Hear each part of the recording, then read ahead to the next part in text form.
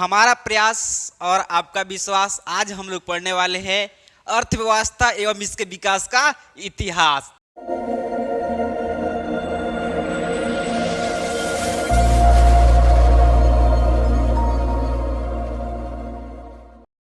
जय हिंद दोस्तों, स्वागत है आपके अपने यूट्यूब चैनल ज्ञान वर्षा में। दोस्तों हम लोग आज के इस वीडियो में पढ़ने वाले हैं हमारा प्रयास और आपका विश्वास। आज हम लोग पढ़ने वाले हैं अर्थव्यवस्था एवं इसके विकास का इतिहास। तो आइए हम लोग बहुत इजी शब्दों में, कि आसान से आसान शब्दों में हम लोग क्या करते हैं, अर्थव्यवस्था को अध्ययन करते हैं। ठीक है, ये जो अपना इकोनॉमिक्स का फर्स्ट चैप्टर है, इकोनॉमिक्स का यानी कि अर्थशास्त्र का जो है फर्स्ट लेसन है, अर्थव्यवस्था में इसके विकास का इतिहास।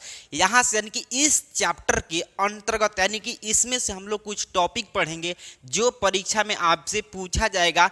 कितने नंबर में समझिएगा, देखिएगा, 2 नंबर में भी पूछा जाएगा आपसे और ये पूछा जाएगा 1 नंबर में। और किस प्रकार से आपसे 2 नंबर में पूछा जाएगा और किस प्रकार से 1 नंबर में पूछा जाएगा, आज के इस वीडियो में हम आपको बताएंगे। तो आपको वीडियो को अंत तक जरूर देखना है। और हाँ, चैनल पे नए आए हैं तो प्लीज चैनल को सब्सक्राइब करना मत भूलिएगा और वीडियो को लाइक जरूर कर दीजिएगा। तो आइए हम लोग फटाफट वीडियो को स्टार्ट करते हैं और देखते हैं वो टॉपिक अपना क्या है। तो चलिए दोस्तों, हम एक बार बोर्ड पर लिख रहे हैं, आप तब तक पेसेंस बना करके वीडियो को देखिएगा। ठीक है, सबसे पहले हम लिखना स्टार्ट करते हैं। ठीक है, सबसे पहले हम लिख लेते हैं, उसके बाद से आपको समझाते हैं। ठीक है, तो पेसेंस बना करके वीडियो को देखिएगा।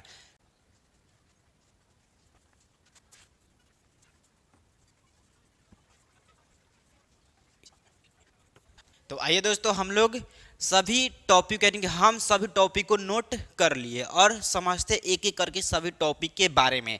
और देखा, ये प्रश्न जो है आपसे 2 नंबर में कैसे पूछा जाएगा और 2 नंबर यानी कि 1 नंबर में और 2 नंबर में कैसे पूछा जाएगा हम आपको बताएंगे। ठीक है, तो आप वीडियो को अंत तक जरूर देखिएगा, नजरें गड़ाए रखिए, हम आपको बता रहे हैं। देखिए, सबसे पहले समझिए आधारिक संरचना क्या होता है। ठीक है, आधारिक संरचना किसे कहते हैं, क्या होता है, इसके बारे में जानते हैं। ठीक है, इसको सबसे पहले समझ लेते हैं। देखिए, आधारिक संरचना कहने का मतलब है कि आधारिक संरचना कहने का मतलब है, देखिए, वैसी सुख सुविधा, ठीक है, वैसी सुविधाओं से है जो देश की आर्थिक क्रिया में, ठीक है, अर्थव्यवस्था में भाग लेता है। यानी कि जो ऐसा कुछ कानून है, ऐसा कुछ सेवा है, कुछ व्यवस्था है जिसके द्वारा क्या करता है, अपने भारत का जो अर्थव्यवस्था सुदृढ़ होता है, मजबूत होता है, उसको बोलते हैं अपना आधारिक संरचना। तो सिंपल से एक भाषा में आप याद कर लीजिए कि आधारिक संरचना क्या होता है। तो आधारिक संरचना का मतलब उन सुविधाओं तथा सेवाओं से है जो देश की आर्थिक क्रिया में क्या करता है, सहायक होता है। ठीक है, ये अपना होता है, क्या होता है, तो आधारिक संरचना होता है। देखिए, इसमें क्या क्या आएगा समझिएगा। देखिए, इसमें बैंकिंग अपना हो जाएगा, बैंकिंग हो जाएगा, ठीक है, संचार, परिवहन, ये सब जो है ना, ये जितने उद्योग भी अपना आ जाएगा। ये सारी जो चीज़ें हैं ये किस में आएगी, तो अपना आधारिक संरचना में। देखिए, आधारिक संरचना में बैंकिंग हम आपको बताए, एग्जाम्पल में हम आपको क्या बताए, बैंकिंग बताए ना। तो समझिएगा कि बैंकिंग किस प्रकार से जो है इसमें क्या कर रहा है, देश की आर्थिक क्रिया में। ठीक है, तो देखिएगा देश के आर्थिक क्रिया में किस प्रकार से ये अपना क्या कर रहा है, भूमिका निभा रहा है, ये हम आपको समझा रहे हैं। देखिए, ये बैंक क्या करता है, बैंक में हम लोग जाते हैं, पैसा जमा करते हैं। ठीक है, तो वो गवर्नमेंट जो है हमारे पैसे को ही इस्तेमाल करके अदर यानी कि जो विकास करता है, हमारी पैसा से ही वो विकास करता है, ना कि खुद के जेब से लगाता है। समझ रहा है, ये खुद के जेब से नहीं लगाता है, बल्कि हम लोग का पैसा ही, जो हम लोग पैसा बैंक में जमा करते हैं, उसी पैसा को क्या करता है, इस्तेमाल करके जो भी विकास करना रहता है वो विकास करता है अथवा नहीं करता है। ठीक है, तो ये अपना होता है। और दूसरा होता है एक उद्योग। ठीक है, उद्योग जो होता है ये भी अपने देश के आर्थिक क्रिया में जो है मदद करता है। किस प्रकार से, तो समझिएगा। अब देखिए कि ये उद्योग, मान के चलिए कि उद्योग है, ठीक है, हम उद्योग को क्या किए, स्थापना कर दिए, तो उसमें 20 वर्कर को हम रख दिए, 20 वर्कर को हम रख दिए। ठीक है, तो हम 20 वर्कर जब रहे मेरे यहाँ काम करेंगे तो हम उनको कुछ देंगे, क्या देंगे, तो पारिश्रमिक देंगे। तो इनका जो है आय में वृद्धि होगा। और ये हो सकता है यदि यही पैसा इनको न मिले तो फिर क्या इनके परिवार के लोगों को अच्छा शिक्षा मिल पाएगा, अच्छा खाना मिल पाएगा क्या, अच्छा वस्त्र मिल पाएगा क्या, नहीं मिलेगा। तो क्या हमारे देश के अर्थव्यवस्था जो है अच्छा हो पाएगा क्या, नहीं हो पाएगा। क्योंकि जब हमारे देश की अर्थव्यवस्था को यदि प्रभाव पड़ेगा तो कब प्रभाव पड़ेगा, जब हम लोग गरीब रहेंगे तब प्रभाव पड़ेगा हमारे देश की अर्थव्यवस्था पे, समझ आ रहा है। तो हम क्या करेंगे, इनको पैसा देंगे और ये जो पैसा ले जाएंगे, 20 जो मजदूर है ये पैसा ले जाएंगे तो अपने घर में जो लोग होंगे, बाल बच्चे उनके होंगे, ठीक है, तो उनको क्या करेंगे, शिक्षा में वो पैसा को खर्च करेंगे, उनके लिए कपड़े लाएंगे, ठीक है, अच्छा खाना दिलाएंगे, उनको अच्छा खाना खिलाएंगे, ठीक है, और उसके बाद अच्छा जो है वस्त्र उनको देंगे। तो इससे क्या होगा, आय से ही होगा। और यदि नहीं यही नहीं मिलेगा आय तो क्या होगा, गरीब होंगे ना मेरे दोस्त। तो जब गरीब होंगे तो बताइए वो क्या होगा, हमारे देश का विकास हो पाएगा क्या, नहीं हो पाएगा। तो ये देखिए बैंकिंग, उद्योग, परिवहन, संचार, ये जारी जितने ये चीजें हैं ये क्या है, देश की आर्थिक क्रिया में क्या कर रहा है, अहम भूमिका निभा रहा है, समझ आ रहा है। तो देखिए आधारिक संरचना में लिखिएगा यही कि आधारिक संरचना में तो वैसी सुख सुविधाओं से है, ठीक है, वैसी सुविधाओं तथा सेवाओं से है जो देश की आर्थिक क्रिया में मदद करता है, अहम भूमिका निभाता है, उसको बोलते हैं अपना, क्या बोलते हैं, तो आधारिक संरचना बोलते हैं। बोलिए बात क्लियर हुआ ना, समझ में आ रहा है। तो चलिए आगे बढ़ते हैं और समझते हैं इसको। देखिएगा ये आपसे ऑब्जेक्टिव में हो सकता है पूछ दे, ठीक है, ऑब्जेक्टिव में पूछा जा सकता है आपसे और सब्जेक्टिव में भी पूछा जा सकता है। तो सब्जेक्टिव में किस प्रकार से पूछेगा कि आधारिक संरचना किसे कहते हैं, आधारिक संरचना को परिभाषित कीजिए, अथवा आधारिक संरचना क्या है, समझ में आ रहा है। तो ये अपना होता है कुछ, यानी कि लघु उत्तरीय में ये जो है आपसे पूछा जा सकता है। आगे बढ़ते हैं नेक्स्ट टॉपिक पे। नेक्स्ट टॉपिक हमारा है कि बिहार के पिछड़ेपन के कारण क्या है, बिहार के आर्थिक पिछड़ेपन का कारण क्या है। तो देखिए बिहार जो है किस प्रकार से पिछड़ा है, यदि पिछड़ा है तो उसका कारण क्या है। तो सबसे पहला है, देखिए हम आपको बता रहे हैं इस जैसे हम आपको बता रहे हैं वैसे ही आपको क्या करना है, कॉपी में नोट करना है, दिमाग में भी आपको नोट करना है और इसको जा करके क्या करना है, परीक्षा में आपको लिख करके आना है, समझ आ रहा है। ये ऐसा ही जैसे हम आपको बता रहे हैं वैसा ही आपको क्या करना है, वहां पे बस प्रिंट करके चले आना है, ठीक है। तो देखिए बिहार के आर्थिक पिछड़ेपन का क्या कारण है, आर्थिक पिछड़ेपन का, समझ आ रहा है, आर्थिक पिछड़ेपन का क्या कारण है। तो देखिए सबसे पहला समझिएगा, बिहार के आर्थिक पिछड़ेपन का निम्न कारण है, ठीक है, इस प्रकार से लिखिएगा कि बिहार के आर्थिक पिछड़ेपन का निम्न कारण है, समझ आ रहा है। पहला कारण ये होता है कि तेजी से बढ़ती हुई जनसंख्या, पहला कारण क्या हुआ, तेजी से बढ़ती हुई जनसंख्या। अब बताइए लोगों में शिक्षा नहीं रहेगा तो तेजी से केवल जनसंख्या ही विकास होते जाए, जनसंख्या विकास होते जाए तो फिर भैया मेरे क्या होगा, बताइए तो क्या होगा। तो हम उन लोगों के पास ना उनको कमाई धमाई हो, पैसा कुछ अइबे नहीं करे, केवल जेबे से खर्च हो, तो क्या मिलेगा, जनसंख्या बढ़ेगा तो बाल बच्चे को क्या चाहिए, अच्छा वस्त्र चाहिए, अच्छा भोजन चाहिए, अच्छा शिक्षा चाहिए कि नहीं चाहिए। तो ये सब चीजें कहाँ से आएगी मेरे भाई, कहाँ से, ये सब कहाँ से आएगा, पैसा से ही तो आएगा। लेकिन पैसा नहीं है, जिसके कारण क्या है, बिहार के आर्थिक पिछड़ेपन है, समझ में आ रहा है, आर्थिक पिछड़ेपन। यहाँ के लोग क्या है, विकसित नहीं है। अब विकसित न होने के पीछे रीजन ये है कि उन लोगों के अंदर शिक्षा नाम की कोई चीज नहीं है। इसलिए हम आपसे बोलते हैं कि आप भी पढ़ाई को लगातार जारी रखिए, कंटिन्यू रखिए। यदि रखते हैं तो आगे चल के बहुत आपको प्रॉफिट होने वाला है। और ये टॉपिक में ही आपको हम बता दे रहे हैं कि क्या आपको जो है समस्या होने वाला है, समझ आ रहा है ना। तो इस पे आप फोकस कीजिएगा। दूसरा होता है आधारिक संरचना का अभाव। अभी हम बताए आपको, क्या बताए, तो आधारिक संरचना क्या होता है, तो वैसी सेवा तथा सुविधाएं जो देश के आर्थिक क्रिया में मदद करता है, ठीक है। तो आर्थिक क्रिया में कब मदद करेगा, देखिए अभी आपको बताया कि ये क्या कर रहा है, ये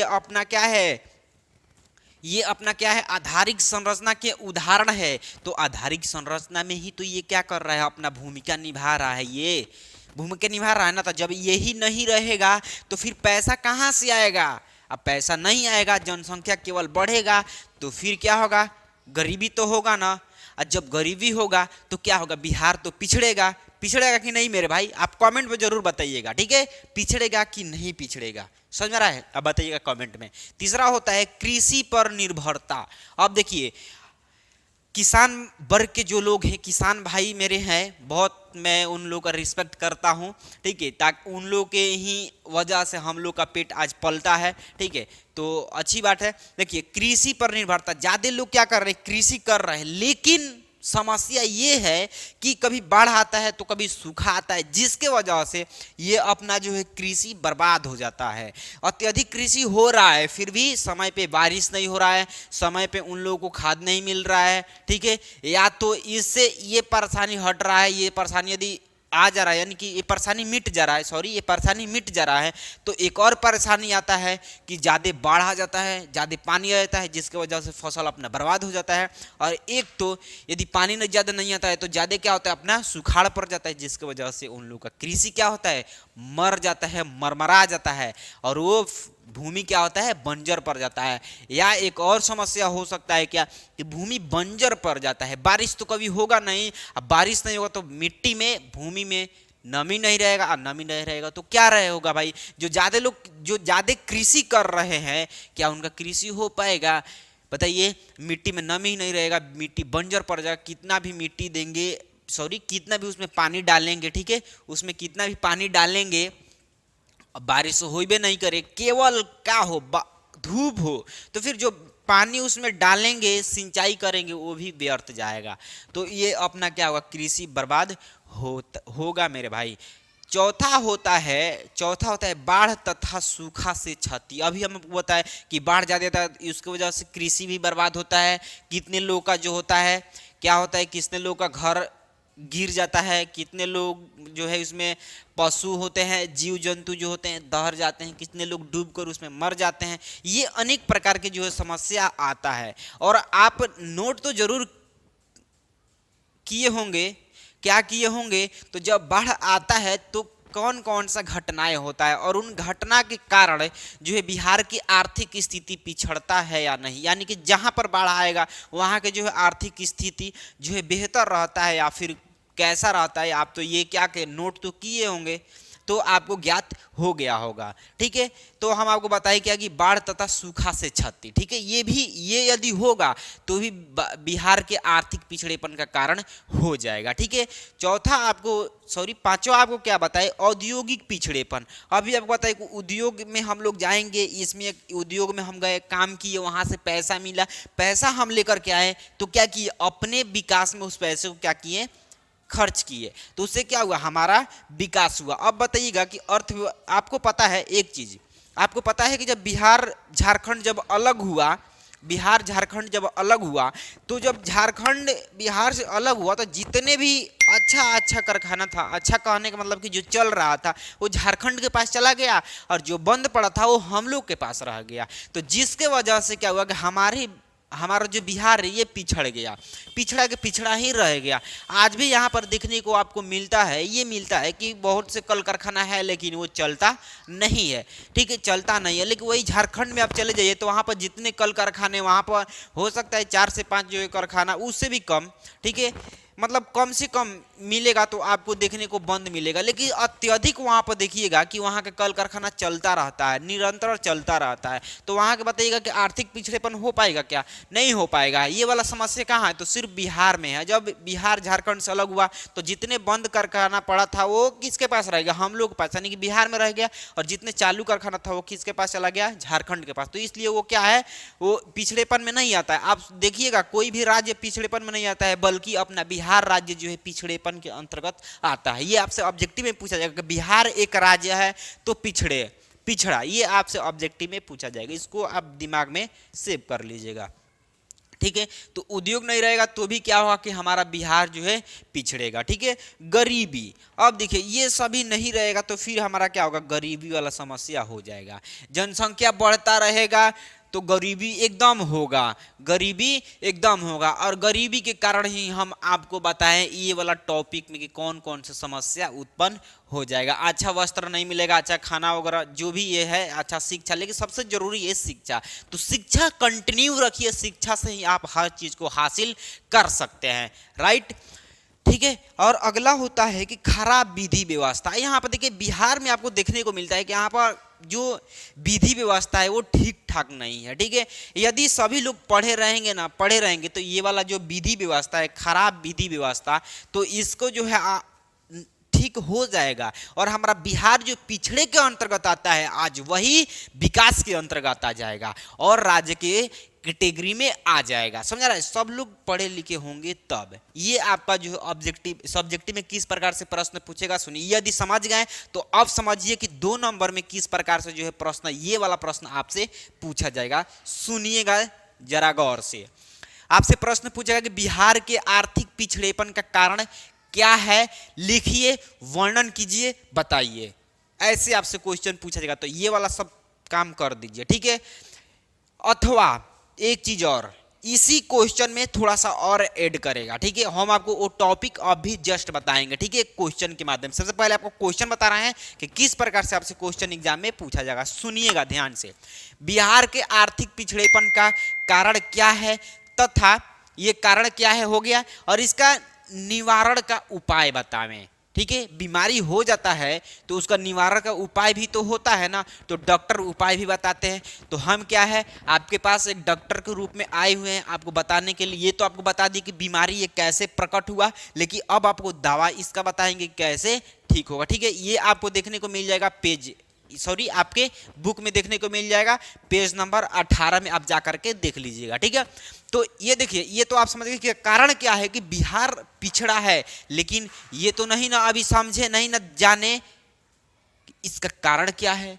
तो देखिए कारण वही है जो यहाँ पर लिखा हुआ है, लेकिन थोड़ा सा का अंतर है, ठीक है, थोड़ा सा का अंतर। ये याद कर लेते तो कारण भी आपको याद जरूर हो जाएगा, और हम आपको याद करा देंगे, अब भी याद कराएंगे, अब भी, ठीक है। ये बताइए याद हुआ या नहीं। देखिए आपको याद करने के लिए क्या करना, रटना नहीं है, इसको रटना मेरे भाई बिल्कुल भी नहीं है। बस याद रखिए क्या हमारा आर्थिक यानी कि बिहार का आर्थिक क्यों पिछड़ा है, तो सबसे पहले गरीबी है, ठीक है। जनसंख्या के तेजी से विकास हो रहा है, कल कारखाना यहाँ पर नहीं है, खराब विधि व्यवस्था है, फसल यानी कि कृषि पर अत्यधिक निर्भर है लोग, बाढ़ तथा सूखा से क्षति, ये सभी समस्या क्या है हमारे बिहार में है, जिसके वजह से बिहार पिछड़ा है। अब हम आपको बता रहेंगे, क्या बताएंगे, तो इसका निवारण बताएंगे। ध्यान से सुनिएगा और बोर्ड पर हमारे सामने ध्यान होना चाहिए, यानी कि बोर्ड पर ध्यान होना चाहिए आपका। देखिए जो ये कारण है ना, इसका क्या कीजिए, विपरीत उल्टा चलिए अब, ठीक है। इसके उल्टा चलते हैं और देखिए आपको याद हो जाएगा, यहीं पर आपको याद हो जाएगा, तेजी से बढ़ती हुई जनसंख्या पर नियंत्रण, ठीक है। केवल इसमें क्या कर दीजिए, नियंत्रण इसमें जोड़ दीजिए, बस इसमें क्या कीजिए, नियंत्रण जोड़ दीजिए। तेजी से बढ़ती हुई जनसंख्या, ठीक है, ये क्या है, तेजी से बढ़ती हुई जनसंख्या इसका कारण है। तो इसको निवारण यदि करना है, इसको रोक लगाना है कि पिछड़ा नहीं बल्कि विकास हो जाए, यहाँ पर पिछड़ा लिखा है ना, तो विकास के कारण बन जाए, तो आपको क्या करना है, तेजी से बढ़ती हुई जनसंख्या पर नियंत्रण, रोक लगा देना है, ठीक है। और रोक जब लगा दीजिएगा तो ये वाला क्या होगा, मामला अपना होगा ही नहीं। दूसरा है कि आधारिक संरचना का अभाव, तो आधारिक संरचना का यहाँ पे क्या कर दीजिए, विकास कर दीजिए, ये आपका हो जाएगा, निवारण हो जाएगा। कृषि पर निर्भरता, तो कृषि पर निर्भरता, तो कृषि का तेजी से विकास, कृषि के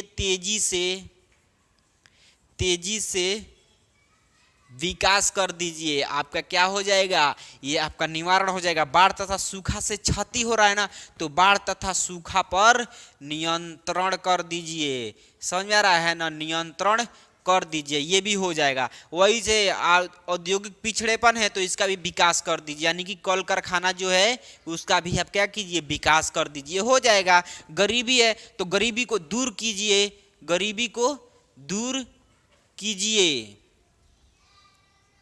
ठीक है। और खराब विधि व्यवस्था है तो अच्छा विधि व्यवस्था को व्यवस्था कीजिए, अच्छा विधि व्यवस्था जो है उसका क्या कीजिए, स्थापना कीजिए।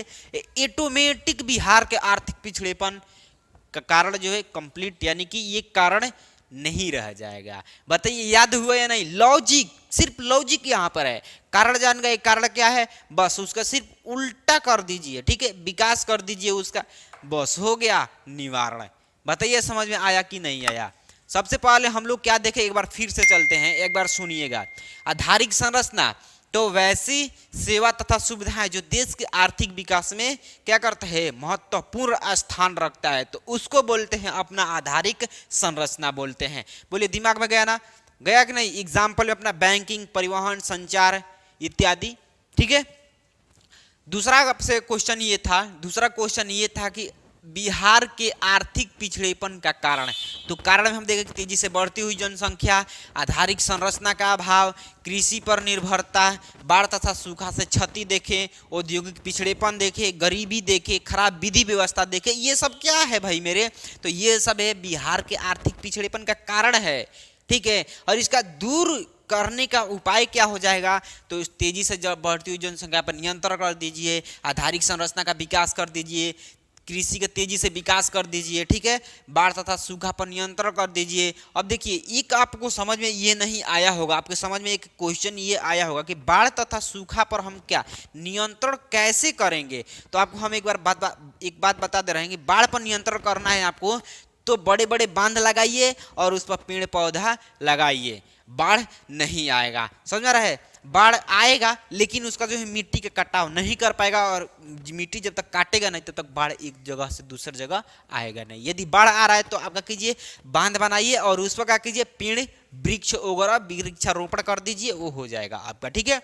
और सूखा से क्षति, यदि सूखा को आप चाहते हैं कि सूखा न रहे तो आप भूमि को पुआल से, घास से ढक दीजिए। ठीक है। उसमें क्या कीजिए, सबसे महत्वपूर्ण ये है कि आप पर्यावरण में क्या कीजिए, वृक्षारोपण कीजिए। वृक्षारोपण कीजिएगा तो समय से बारिश होगा, समय से बारिश होगा तो आपके खेती में जो है, आपके खेत में यानी कि आपके भूमि में ये वाला समस्या जो है नहीं होगा। लेकिन फिर भी हो रहा है।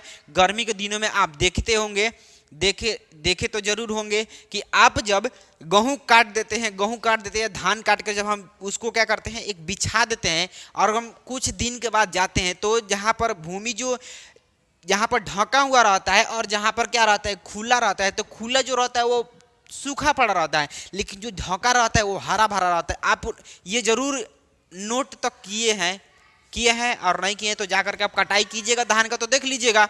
ठीक है। तो आप जरूर देखे होंगे कि क्या होता है, वहाँ पर नमी रहता है, तो उस प्रकार से आप क्या करते हैं, घास बिछा दीजिए। ठीक है। या पुआल बिछा दीजिए। ठीक है। और सिंचाई अच्छा से कीजिए उसका, तो आपका जो है सूखा के ये समस्या जो है नहीं रह जाएगा। ठीक है। तो ये सब समस्या क्या है, कारण भी है, आपको कारण हम बता दिए और निवारण भी बता दिए। ये आपसे ऑब्जेक्टिव में पूछा जाएगा, सब्जेक्टिव में पूछा जाएगा। और ऑब्जेक्टिव कैसे पूछेगा कि बिहार के आर्थिक पिछड़ेपन का कारण क्या है। ठीक है। तो ऑप्शन में कोई इनमें से कोई एक ही रहेगा आपके सामने, यानी कि ऑप्शन में जो देगा इनमें से कोई एक ही देगा। और यदि आपको याद रहता है तो आप यहाँ से ऑब्जेक्टिव ही बना सकते हैं। लेकिन सबसे इंपॉर्टेंट ये है कि आप से 2 नंबर में भी पूछा जाएगा। तो ये टॉपिक समझ गए हैं तो याद जरूर कर लीजिएगा, राइट। और किसी भी प्रकार की दिक्कत है तो आप चैट सेक्शन में जरूर बताइएगा, अगले नेक्स्ट वीडियो में हम आपको बता देंगे। ठीक है। आपके समस्या का हल जो है वहाँ पर कर देंगे। ठीक है मेरे दोस्त, तो हंसते रहिए, पढ़ते रहिए। ठीक है। और चलते हैं, मिलेंगे आपसे अगले नेक्स्ट वीडियो में। तब तक के लिए बाय, जय हिंद।